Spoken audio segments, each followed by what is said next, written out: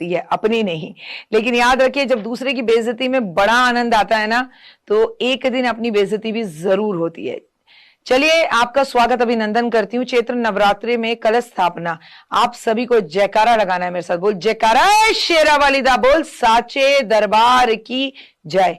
माई मेरी सच्चियां जोता वाली माता, तेरी सदा ही जय।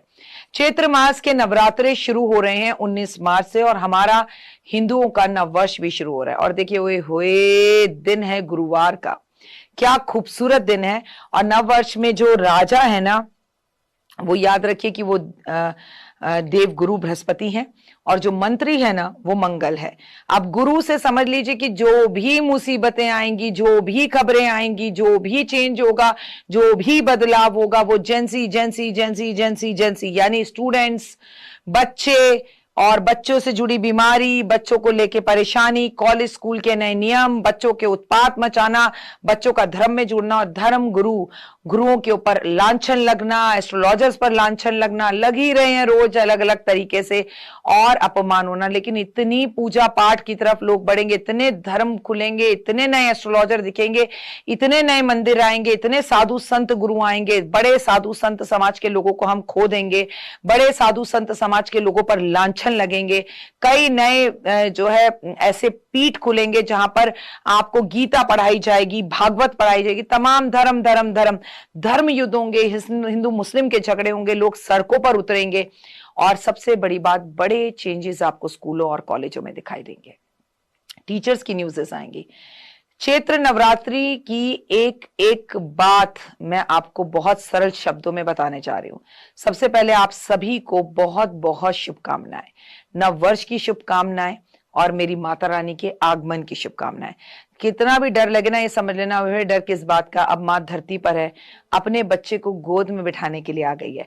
19 मार्च से शुरू हो रहे हैं चैत्र मास के नवरात्र, और आप सभी को नवरात्रों की शुभकामनाएं।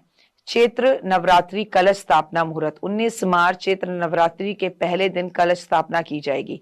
सुबह कलश स्थापना की जाएगी 6 बजे से लेकर 52 मिनट तक, और दूसरी 7 बजे से लेकर 53 मिनट तक। लेकिन अगर आप मुझे फॉलो करते हैं तो मैं कलश स्थापना करूंगी सुबह 4 बजे, और मेरी आपको सलाह है कि आप भी कलश स्थापना करें सुबह 4 बजे। कलश स्थापना इस बार जो है करीबन करीबन 2 से 3 मुहूर्त आपको मिल रहे हैं, 12 बजे का भी एक मुहूर्त मिल रहा है। लेकिन जो मजा सुबह ब्रह्म मुहूर्त में अपने घर में कलश स्थापना का है ना, वो कोई भी नहीं है। अगर मान लीजिए घर वाले नहीं सोकर उठते तो उन्हें सोने दीजिए, घर का कोई एक व्यक्ति ये जिम्मेदारी ले ले, जैसे माता रानी ने मेरे घर में मुझे ये जिम्मेदारी दी है, और मुझे कोई कलेश नहीं चाहिए। वो होती है, मैं होती हूँ, सोते रहो भाई, मैं कर रही हूं ना। सब कर सकें सब काम, ये तो जरूरी नहीं, लेकिन आप भी ना करें ये तो कोई बात नहीं है ना। नवरात्रि में माँ दुर्गा की पूजा के पहले दिन पवित्र कलश की स्थापना होती है। हिंदू धर्म में कलश सुख, समृद्धि, ऐश्वर्य और मंगल कामनाओं का प्रतीक है। आप चाहें तो अपने घर में गृह प्रवेश भी कर सकते हैं। नवरात्रों में शुभ कार्य शुरू हो जाते हैं, धार्मिक अनुष्ठान होते हैं, कलश स्थापना होती है, कई तरह के ईश्वरीय पूजा होती हैं। और आपको बता दूं कि एक अलग सी पावर, एक एनर्जी आपको सारी जगह पर महसूस होती है।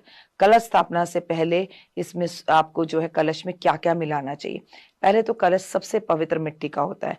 ऑल दो तो आप सोने का लें, चांदी का लें, वो आपकी मर्जी है, स्टील का लें, ठीक है।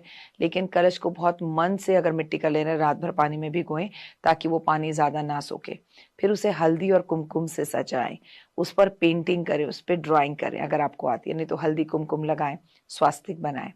इसमें आपको सबसे पहले सुपारी डालनी है, इत्र डालना है, दूर्बा डालनी है, अक्षत डालना है, चांदी या सोने का सिक्का डालना है, इसमें 2 लौंग डालनी है। इसके अंदर निश्चित ही रूप से आपको बड़े भाव और मन के साथ 2 पतासे डालने हैं। आपको इसके ऊपर अशोक के पत्ते, आम के पत्ते लगाने हैं, अष्टदल बनाना है, और आपको इसके ऊपर स्वास्तिक बनाना है। आपको बेहद ज्यादा जरूरी है कि आप कलश स्थापना के दिव्य फायदे चाहे कार्य सिद्धि के लिए जब भी कोई शुभ कार्य करते हैं तो हमारे यहाँ मंगल कार्यों में संपन्न कलश स्थापित किया जाता है। ये बेहद जरूरी है। कलश स्थापित आपके घर में जब 9 दिन होता है तो वो आपके घर में सिद्धियों को लेकर आता है। जागरण, कीर्तन, माता की चौकी, हमेशा सबसे पहले कलश स्थापित होता है। जिनके घर में हर 6 महीने बाद कलश स्थापित होता है उनके घर में कभी नकारात्मक ऊर्जा आ ही नहीं सकती, कर्जा मुक्ति होती है। ऐसा कहा जाता है कलश स्थापना करने से शुभ कार्य सिद्ध होते हैं। आपके घर में कभी कर्जा नहीं होता बल्कि घर जो है मांगलिक कार्यों से भर जाता है और घर में पैसा रुकना शुरू हो जाता है। अखंड धन की प्राप्ति होती है। कलश स्थापना से धन की देवी महालक्ष्मी प्रसन्न होती हैं और ऐसा कहा जाता है कि अखंड रूप से वो आपके घर में स्थापित होती है और कमी कभी नहीं रहती। बैंक बैलेंस हमेशा बढ़ता रहता है। राहु की परेशानियां दूर होती हैं। जब हम नारियल रखते हैं, सुपारी रखते हैं तो हम बड़ी बड़ी दुर्घटनाओं से बच जाते हैं। कलश के मुंह पर हम जब नारियल रखते हैं तो हमारे जीवन के अंदर हमें विजय प्राप्त होने लगती है। मूड स्विंग्स और एंजाइटियों से हमारा घर बच जाता है। शत्रुओं पर विजय। चैत्र मास में अगर कलश स्थापना होती है तो याद रखिए कि इस शुभ अवसर पर कलश स्थापना में नकारात्मक ऊर्जा दूर होती है, शत्रुओं पर विजय प्राप्त होती है। माँ दुर्गा की असीम कृपा पर होती है और कदम कदम 9 महीने तक माँ उस घर के अंदर रहती है जहाँ कलश स्थापना होती है। चैत्र मास में हिंदू धर्म में बहुत ज्यादा महत्व की दृष्टि से कलश स्थापना को देखा जाता है। इस दिन व्रत के जब आप पहले दिन प्रतिपदा पे कलश स्थापित करते हैं तो अंतिम दिन में जो है ना राम नवमी मनाई जाती है, जो मर्यादा पुरुषोत्तम भगवान श्री राम जी के जन्मदिन के प्रतीक के रूप में मनाई जाती है।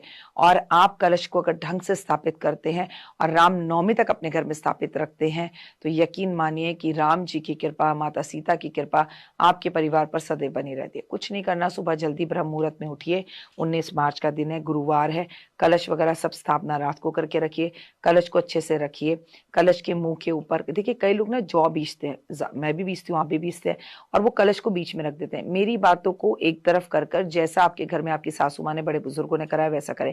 देखिए मैं जौ और कलश अलग अलग बीजती हूँ, लेकिन जब कलश एक जगह पर एक बार स्थापित हो जाएगा 19 मार्च को, बार बार हिलेगा नहीं।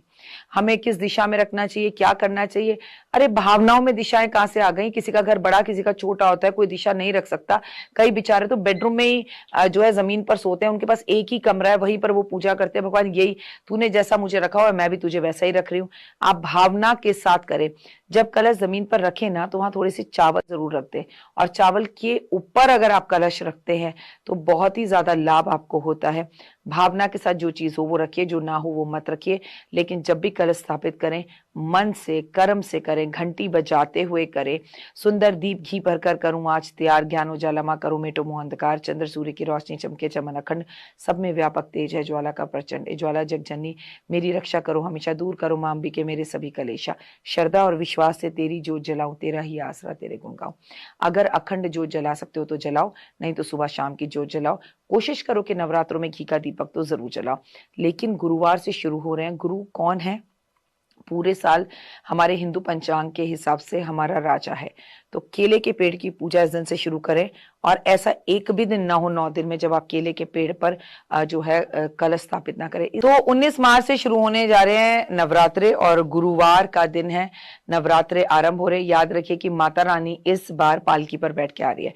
पहले तो जिनका विवाह नहीं हो रहा उनका विवाह बहुत ज्यादा होगा, और दूसरा मुझे खुद को कंफ्यूजन हो रही थी कि माँ इस बार किस पर आ रही है, तो रुककर मैंने एक बार फिर से देखा, माँ पालकी पर बैठकर आ रही है। लेकिन माँ पालकी पर बैठ के आ रही है, गुरुवार का दिन है, तो धर्म युद्ध बहुत होंगे, और केवल हिंदुस्तान में नहीं विश्व में दिखाई देंगे। जिनका विवाह नहीं हो रहा उनका विवाह भी इस वर्ष हो जाएगा, लेकिन विवाह में दिक्कतें भी आएंगी और बहुत सारे लोगों का ब्रेकअप भी होगा।